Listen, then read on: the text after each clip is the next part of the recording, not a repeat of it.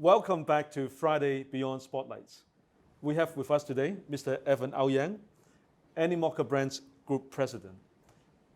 Who is Evan AuYang behind the spotlights? What made him who he is today? We have invited Evan to bring with us an item that is especially dear to him. So I brought a notebook, which is my first notebook from the first day I worked. Wow. Which is some people say, oh, everybody has a notebook. But for me, this is about what it represents. Because this to me is my philosophy of learning and continuous learning and curiosity and diligence at the same time. If you look at the notes that I take, which by the way, I still use physical notebooks today, it's just about exercising the mind and the brain together so that you keep on learning. As you may know from the different companies I've been with, I have moved from different industries, right? So again, from finance to management consulting to running buses to a expert network firm to now technology. And you have to make these leaps. You can only do that by learning. So this represents learning. Every single day, there are notes. Every single day. Even if there are no meetings, there are notes that I write for myself about what are the learning gaps I have, what are things I have to learn. So I have learning goals. For myself. I give myself feedback a lot, right? Even within these notebooks. Now, of course, there are files within computers that will also track it because it's becoming confidential as well. I don't want people to pick up my notebook and read my notes. True. But also at the back of it, which I have a habit of doing, is to look through different quotes, which you can see, colors faded and all that. Yeah. But I've written down sort of, from the beginning, it began with sort of my college life as well, sort of writing down what I believe are really important philosophies of wisdoms of, prior generations or famous people that I should remember and internalize, right? So I have all these philosophical quotes that I have written down that will remind me of who I am. So ink fades over time, but some things never do. Could you maybe share a few quotes or some of the important principles you've learned and distilled over the years? Yeah, I mean, there are lots of them, but I mean, let's start with the first one, right?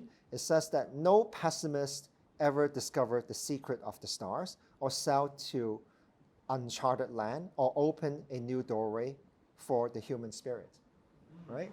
Isn't that interesting? Because we're talking about Web3, right? Yeah. We are really talking about optimism. We're really talking about the courage to discover, right? So that's something that you can see how it's led to my career. It's just a random quote that you pick up. Right? Can you share another quote? Sure. This one is actually, again, same page, same first quote. It says, you cannot live a perfect day without doing something for someone who will never be able to repay you, right? Now, this is very interesting. And I just sort of looked at it again when I wrote it down. Why is this important? It's really about philosophy of how I live and about philosophy of Animoca Brands as well. It's really about doing things for people that allows you to reap the rewards that others, in service of others, allow you to then have. So ultimately, it's my core belief in business. You always have to think about what can you do for others without thinking about how people will repay you. Because by contributing, you would actually get yourself to have the right values and you become a person that is much more about sharing, much more about creating the right community, creating the right experiences for other people. It's how I get into public transportation. If you think about that, right, in terms of KMB, my experience, yes. It's really about a for-profit venture, but by nature, it's about serving the public. How do you do things better? And you don't keep on upgrading the buses or do environmental leadership and having better and better buses, or I led at the time the trial of electric buses, and it's not going to be for profit, right? But it is about delivering better service and better value for the community, and you don't ask for anything in return because that goes in the long term. It's interesting about buses. The average citizen would say, oh, bus fares have gone up. But then sometimes we hear bus companies saying, we are offering a public service, to make sure there's connectivity, people could go to work, go about their everyday lives.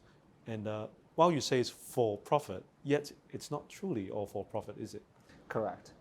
Yeah, so in terms of service provision of something that is public, I think all companies in the public space, especially like Animoca brands, we do serve consumers, and we're trying to grow the space. It really has to be first and foremost about what value are you creating, right?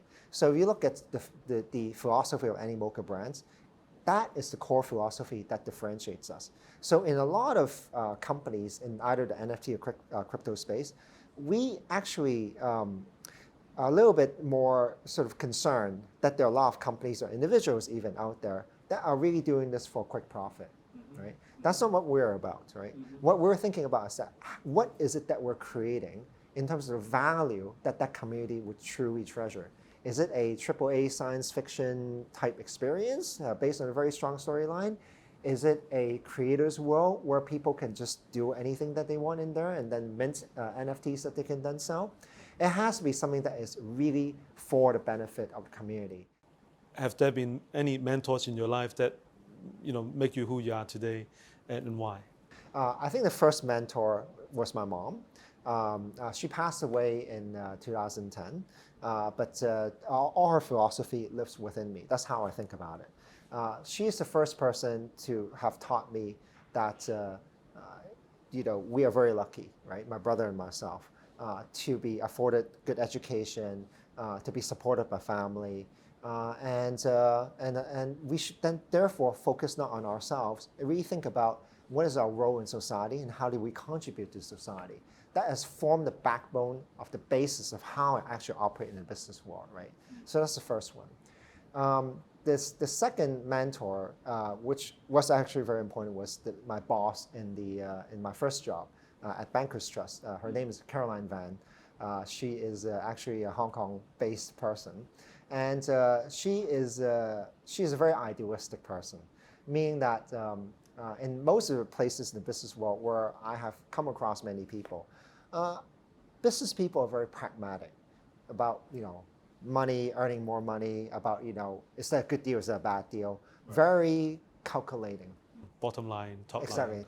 There's nothing wrong with being focused on bottom line and top line, right? Because you have responsibility as shareholders, you have responsibility to bring up a family and to earn money yourself, to earn a living, right? Nothing wrong with that. Your success will be entirely based on how courageous you are in holding up your ideals and trying to make the world the way as you see it, rather than a very pragmatic, transactional world that you see today in the business world, right? We need leaders who are philosophical. We need leaders who are courageous in trying to build something in the eyes, in how they see it. So I think that's important. Do the right thing. Do the right thing. Can I invite you to share some tips for youngsters equipping themselves for the future? I think youngsters really need to think about dedicating to something that they truly believe in and be extremely diligent in preparing themselves for it. So nothing replaces hard work. It's really important to think about, if you're committed to something, how hard are you going to work on that, right? That's one thing. The other thing is sort of always hold true to your beliefs. If you really believe in that one thing, go after it. It's how I have came to realize my own successes. Evan, can I get a bit more personal and ask you some rapid questions? Please. Your favorite color? Green, for sustainability. Favorite ice cream flavor? Cookies and cream. Where's your favorite place to eat? Home cooked meal by my wife. Your favorite sports? Golf. Your favorite type of music? Canto pop. Are you a gamer? Yes. Your favorite game and why? Phantom Galaxies, our game. Your most successful investment? Investing into gaming. Your favorite childhood game? Hide and seek. How do you relax? Play games, video games. A recent favorite book? Positive intelligence. It's really about how do you think positively and how do you recognize the criticism, the critics within you, and how do you keep them at bay so they have positive energy. Your hidden talent? I'm pretty awesome at Monopoly. Fantastic. Biggest misconception about you? That I'm doing business because it's really for profit, when I'm actually not doing it for that purpose. It's really doing it so that I can contribute. Your proudest moment? So I've realized that I've mentored someone and that person has achieved his or her goals. Nicest thing someone have said to you? That would be, you have had a great impact on my life. Your biggest fear? The fear of setting my goals too low and then achieving them. Your dream job? This is my dream job. I'm in the business world, I'm contributing to society, I'm creating something new. Qualities you admire most about your parents? High standards of excellence, community-oriented, contribution-minded, humility.